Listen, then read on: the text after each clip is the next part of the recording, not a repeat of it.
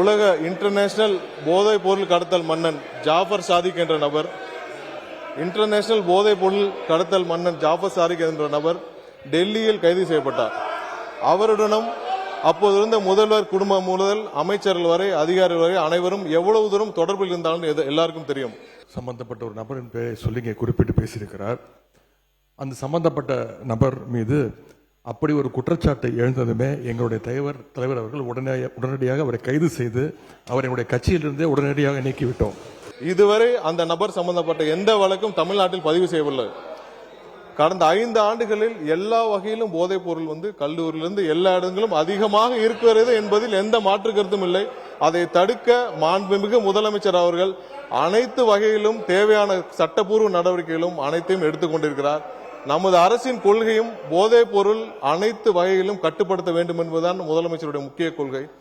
இந்த கடந்த ஆட்சியில் இந்த ஜாஃபர் சாதிக் போன்ற இன்டர்நேஷனல் போதை கடத்தல் மன்னன் எப்படி முதலமைச்சர் குடும்பம் முதல் அனைத்து அமைச்சர்கள் வரை தொடர்பில் இருந்தாரோ அது போன்ற எந்த ஒரு சம்பவமும் இதுமேல் நடக்காமல் தடுப்பதற்கான தேவையான அனைத்து நடவடிக்கைகளையும் முதலமைச்சர் கண்டிப்பாக எடுப்பார் என்பதை உறுதியாக சொல்லிக்கிறோம். இன்றைக்கு ஒரு அமைச்சர் ஐபிஎல் மேட்ச்ல பவுடர் இன்னைக்கு அமைச்சர் ஐபிஎல் உட்காருங்க முடிக்கட்டும் உட்காருங்க. அவங்க குற்றச்சாட்டு வச்சா நானும் குற்றச்சாட்டு வைப்பேன். எதிர்கட்சியில் ஒண்ணு சொல்றேன். உங்களுக்கு பேசுவதற்கு நான் அனுமதி அளிக்கிறேன். நியாயமான கருத்து எதிர்கருத்து இருந்தால் சொல்ல அனுமதி அளிக்கிறேன். ஆனால் உங்கள் கட்சியை சார்ந்தவர்களே நீங்கள் பேசி நான் உட்கார அமைச்சர் இருங்க அமைச்சரை நான் உட்கார சொல்லிவிட்டேன். இல்ல திரும்ப ஒன்று சொல்லுகிறேன். ஒரு கட்சியை சார்ந்த நீங்க என்ன மாநில உறுப்பினர் ஆஸ்டின் நீங்க அவருக்காக உங்க எதிர்கட்சி தலைவருக்காக பேசுறீங்களா? உட்காருங்க. நீங்க அவர் தான் உட்கார சொல்லிட்டேன்ல, நீங்க பேசக்கூடாது. உட்காருங்க. ஆஸ்டின் சார் உட்காருங்க. நீங்க மாநில உறுப்பினர் ஆஸ்டின் உங்களுடைய கட்சியினுடைய தலைவர், நீங்கள் எல்லாம் மதிக்க வேண்டிய நான் மதிக்க வேண்டிய எதிர்கட்சி தலைவர், அவருக்கு நான் வாய்ப்பு கொடுத்திருக்கிறேன். மாண்புமிகு சட்டத்துறை அமைச்சர் எழுந்த உடனே உட்காருங்கள் பதில் சொல்வார் என்று சொல்லுகிற போது நீங்க எல்லாரும் எழுந்தீங்கள் என்றால் அப்ப உங்க தலைவருக்கு என்ன மதிப்பு இருக்கிறது? மாண்புமிகு எதிர்கட்சி தலைவர் நீங்க பேசுங்க.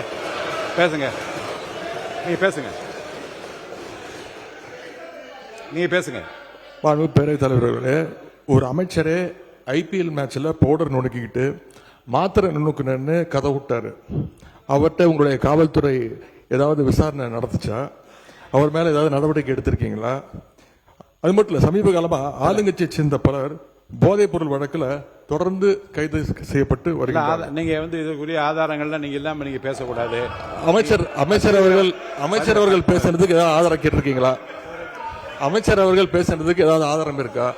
நாங்க உடனடியாக கைது செய்யப்பட்டிருக்கோம், ஒரு கட்சியிலிருந்து நீக்கி இருக்கிறோம். உங்களுடைய அமைச்சர் ஐபிஎல் மேட்ச்ல பவுடர் நொடுக்கிட்டு இருந்ததை இன்றைக்கு உலகமே பார்த்துச்சு. பல்வேறு விமர்சனங்கள் வந்துச்சு. குழந்தைக்கு மாத்திரை கொடுத்தேன்னு கதை விட்டாரு.